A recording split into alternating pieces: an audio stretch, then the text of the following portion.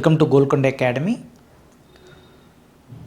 First, let me introduce myself. I am Vattikuti Lakshman Gaud, myself an author of a book, VD Series Indian Polity, and I have been teaching polity and governance in various IAS academies. And presently, I have been working as a guest faculty in University of Hyderabad and other universities. Introduction part.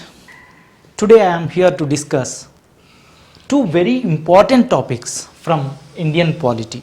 One is separation of powers theory and the second one is constitutional amendments. Before discuss separation of powers theory, we need to know what are the organs of the government. There are three important organs of the government. One is executive, legislative and the judiciary. This executive, what is the work of the executive? Formulation of policies and programs. And what is the work of legislative? He passes the laws. The work of the judiciary is to protect the constitution and fundamental rights. Whenever there is a need of interpretation of the constitution, the judiciary does. This is the work of the three organs of the government. But what is separation of powers theory, which we have to discuss? This theory is given by a French philosopher. His name is Montesquieu. According to Montesquieu, the executive and the legislative and the judiciary are the three organs of the government. They have to work independently, and no organ must encroach the powers of other organ. That is what separation of powers theory. Each organ must work independently. One organ should not affect the other organ's functions. If you observe some examples, if you take United States of America, there is presidential form of the government. Here, the separation of powers theory is fully followed. Executive, legislative and judiciary were completely separated. But whereas in India, it is watertight. In case of India, it is watertight. Watertight means what? The executive and the legislative and the judiciary, whenever there is a necessity, they cooperate each other. Whenever there is a necessity, they cooperate each other. But whereas in presidential form of the government, if you observe, here completely separated. The executive is directly chosen from the people. The executive is not drawn from the Congress. But whereas in India, from the parliament, whatever the majority party came to power, from there the council of ministers are drawn. But here there is no such condition. So that is the reason this separation of powers theory in case of USA is fully followed. Whereas in India, it is watertight. Whenever there is a necessity in India, they cooperate each other. That is why it is called as watertight. And there is one principle that the separation of powers theory follows doctrine of checks and balances. Doctrine of checks and balances. So what is the meaning of doctrine of checks and balances? Let us see with the examples. Example 1, executive versus judiciary. Here I have told that the separation of powers theory follows the principle of doctrine of checks and balances. The doctrine of checks and balances means here the executive, legislative and judiciary have to work independently. No one should not involve in other functions is the separation of powers theory. But this separation of powers theory follows the doctrine of checks and balances. No organ encroach the powers of the other organ, or no organ must not take the other organ's functions. If at all one organ affects the functions of other organ have a power to protect its functions. That is how our constitution makers given power to the each and every organ. And our constitution makers not given the concentration of powers at one single organ. All organs are independent and no one should not depend on other organ. That is what separation of powers theory, and this theory follows the doctrine of checks and balances. In this part, we will discuss two examples to understand what is doctrine of checks and balances. Here, executive versus judiciary. You all know that during Prime Ministership of Indira Gandhi, she appointed a junior judge as Chief Justice of India. There are already senior judges are available, but she chosen a junior judge to other seniors as Chief Justice of India.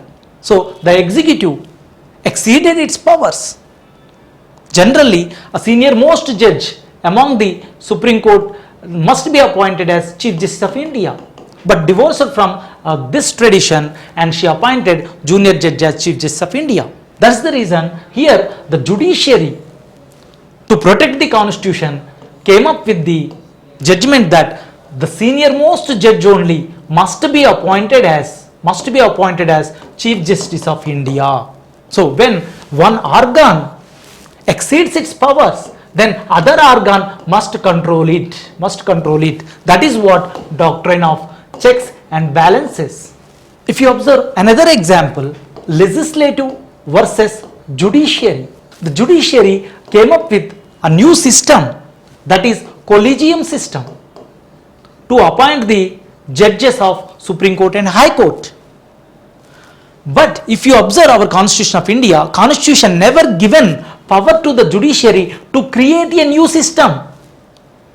This is the work of legislative to come up with through law, it have to come up with what? A new system. So here the judiciary exceeded its powers, or judiciary took away the legislative functions and created a new system. In this case, the legislative must protect its function. That's the reason in 2015, the Modi government came up with the new system to appoint the judges, that is NJAC, National Judicial Appointment Commission. But this was unconstitutional because of other reasons we will discuss in judiciary. But what you have to understand here, when the judiciary is not having to create the power of a new system, this is the work of legislative. But who had done it? The judiciary. That is what doctrine of checks and balances. This we can explain from a very important question. Here if you see the question, the power of the parliament to amend the constitution and fundamental rights, questioned by courts time to time, and in turn protected and challenged by the parliament. In this context, what is the role of Article 368 and Article 13 in it? This is the question. Now here the power of the parliament to amend the constitution. Parliament means what? Legislative. The power of the parliament to amend the constitution and fundamental rights, questioned by courts time to time. Who is questioning? The judiciary. That means what? Here the problem between legislative and judiciary.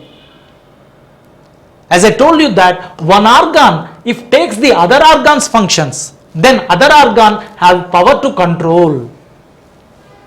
No organ is superior to other organ here, but in our history, so many times the legislative tried to encroach the powers of the judiciary, and judiciary tried to encroach the power of the legislative. From this question, we will understand. As part of this question, we will read 2 important constitutional amendments and 4 important court cases. Let us see them. The Constitutional Amendment Act 1951. Why this act came into existence? Originally, in Indian Constitution, we have 7 fundamental rights. But one fundamental right was deleted, that is Article 19 subclass F. That is right to property. This right to property was deleted from the Constitution with the Constitutional Amendment Act 1951. This is the first Constitutional Amendment Act, and made this right to property as a legal right with Article 300A. See, in our Constitution, there is one important article, that is what? Article 13. Any law made by the Parliament should not be against to the Article 13. That means what? Article 13 directly protects the fundamental rights of the Constitution.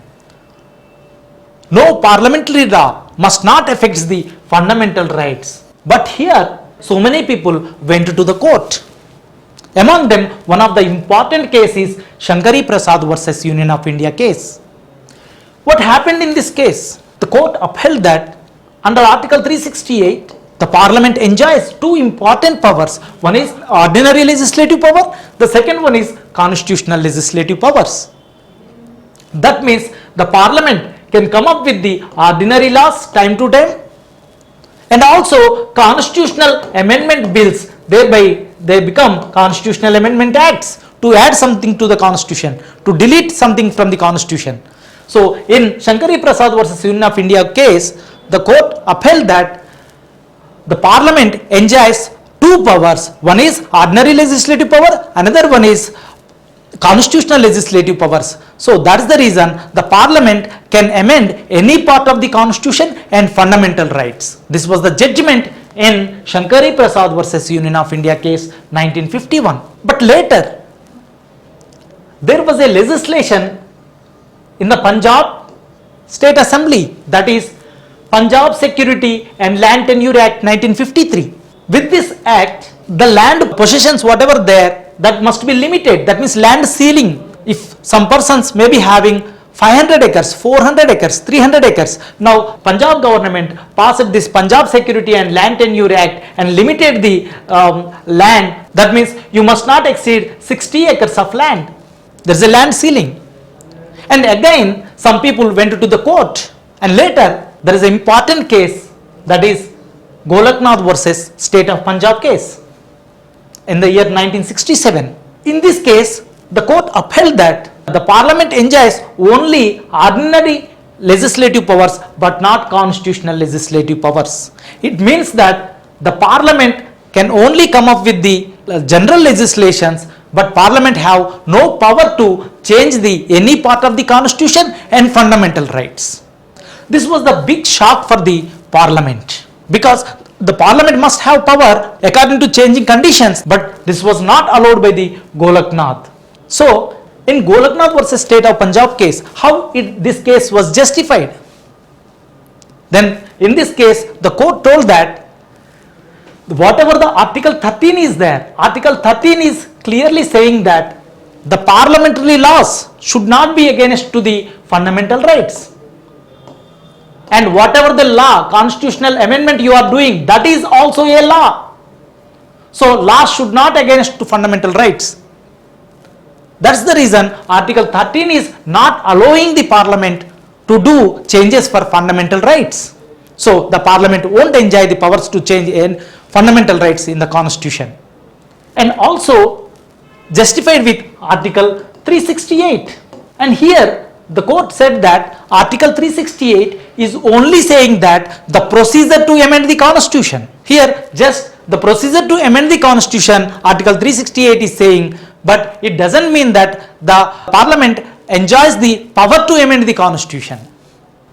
On the basis of this, in Golaknath case, it said that the Parliament enjoys only ordinary legislative powers but not constitutional legislative powers, because Article 13 is saying that whatever the laws passed by the Parliament should not against to the fundamental rights. That is why you cannot change the fundamental rights. And the second one is Article 368 in original Constitution is saying that only procedure to amend the Constitution but not power on the Parliament to amend the Constitution. So that's the reason in Golaknath case it upheld that the Parliament enjoys only ordinary legislative powers but not constitutional legislative powers. With this, it said that the Parliament cannot change any part of the Constitution and fundamental rights. During that time, the Prime Minister was Indira Gandhi. She was very powerful. So she challenged this with the 24th Constitutional Amendment Act 1971. What is this 24th Constitutional Amendment Act? As I told that, see, the judiciary versus legislative. The judiciary came up with Golaknath case 1967 and took away the power of legislative to amend the Constitution. When judiciary tried to take away the function of the legislative, and then the legislative must need to protect its powers. That is what doctrine of checks and balances. For that, the legislative came up with 24th Constitutional Amendment Act 1971 and added two important articles to the Constitution. So those are Article 368 subclass 3 and Article 13 subclass 4 to the Constitution during the Indira Gandhi period. Article 368 subclass 3, with this article, the title is changed from procedure to amend the Constitution to power on the Parliament to amend the Constitution with the Article 368 subclass 3. And also Article 13 subclass 4 is added, and it reads that now Article 13 comes under Article 368. That means now the fundamental rights can be amended through the Article 368.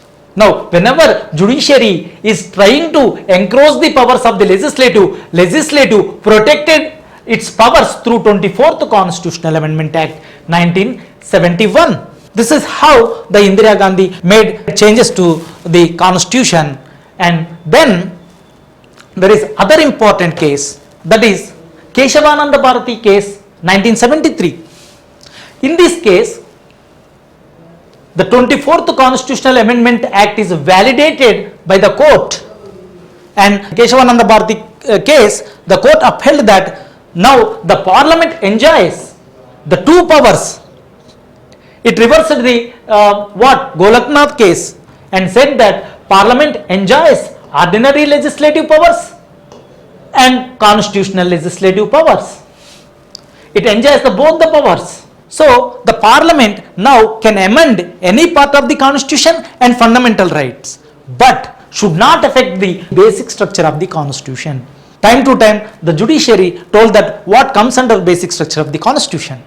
So in Keshavananda Bharati case, it validated the 24th Constitutional Amendment Act and said that Parliament enjoys both ordinary legislative powers and constitutional legislative powers, so that the Parliament can amend any part of the Constitution and fundamental rights. But later, here you can see the legislative versus judiciary. 42nd Constitutional Amendment Act 1976 added by Indira Gandhi, and it adds two important articles to the Constitution of India. One is Article 368 subclass 4 and another one is Article 368 subclass 5. This Article 368 subclass 4 is saying that whatever the Parliament brought the constitutional amendment acts, these acts should not be questioned in any court of law. That is Article 368 subclass 4.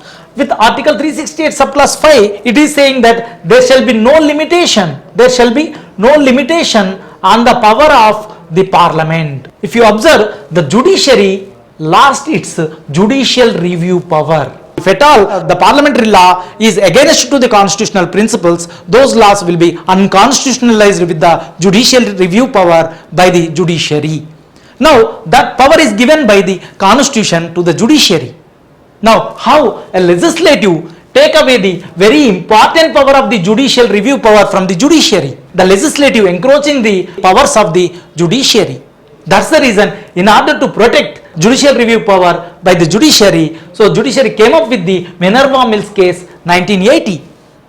In this Minerva Mills case, it unconstitutionalized the Article 368 subclass 4 and Article 368 subclass 8, which is introduced through the 42nd Constitutional Amendment Act, and the judiciary got its judicial review power back to it.